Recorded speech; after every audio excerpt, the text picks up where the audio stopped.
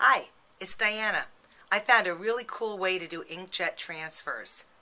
Watch this. So I have this set of cards that belonged to my great-great-grandmother. She was Hungarian, and I can't figure out what they are exactly. They're little flash cards. Here's a picture of a guy. I guess he's a soldier with an angel, winged angel, and he's writing something. Maybe that means diary. These are in Hungarian, German, some other languages, if you can tell me what they are. I think one of them is Italian. Here's a guy at the graveyard, I guess.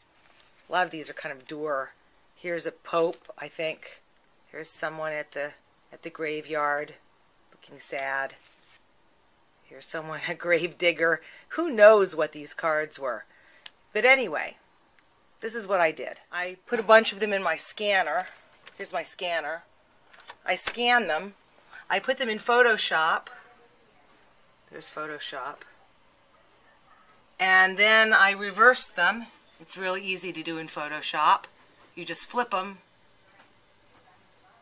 Then I used this 3M multi-purpose transparency film. It's really expensive, but it comes, there are a lot of them, 25 sheets. It costs $40 or something. And here I printed them on my inkjet printer. Whoops. Let's see. This. Nubby side down. There are two sides, a slick side and a nubby side. So there it is, a transparency. So then what I did was I transferred them onto a piece of, it's a watercolor paper, 140 weight, and I gessoed it and let it dry and came back. And this is what happened. Not absolutely perfect, but for all the detail in these, it's even got the lettering came out okay. So now I'll show you how I did it. It's really easy. You ready? Ready? Here's my transparency. I've cut it out. Nubby side's on the bottom. That's where the ink is. This is smooth on the top. And this time, what I'm going to do is, I'm not going to put a whole lot of gel. What I'm using is Golden's regular gel gloss. I love this stuff. And it's just like glue, really. I bet you could use glue. But I like gel gloss. Gloss gel. And I'm just going to paint a thin layer of gel gloss. There. Pretty thin layer.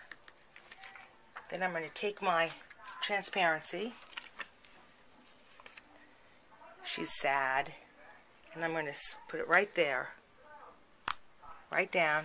Then I'm going to use my thumb, which is what Gary did,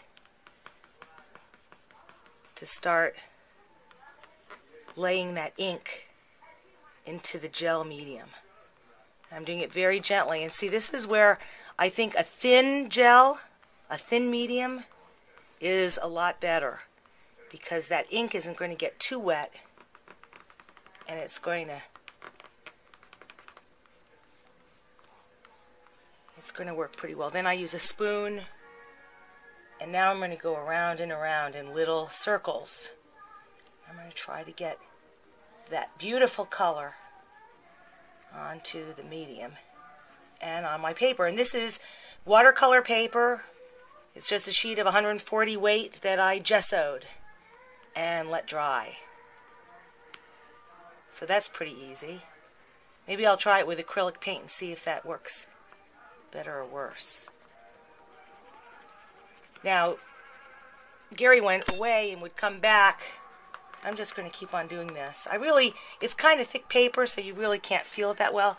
And then finally, I'm going to use this. This is a paperweight that you can use and put your own photograph in there or artwork. And this is just lying around, and I thought, well, maybe I'll do a final burnish. And I'm not doing it too heavily. I'm just kind of trying to get all the bits.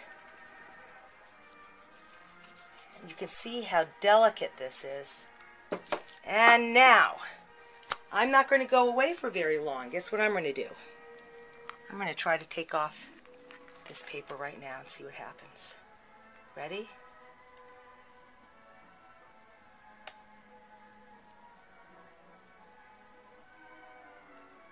Look at that. Wow, this came out great. Sorrow or something. Yeah, exactly. All right. So that's my trick of the day. What do you think? That worked pretty well, don't you think, Sid? Yeah.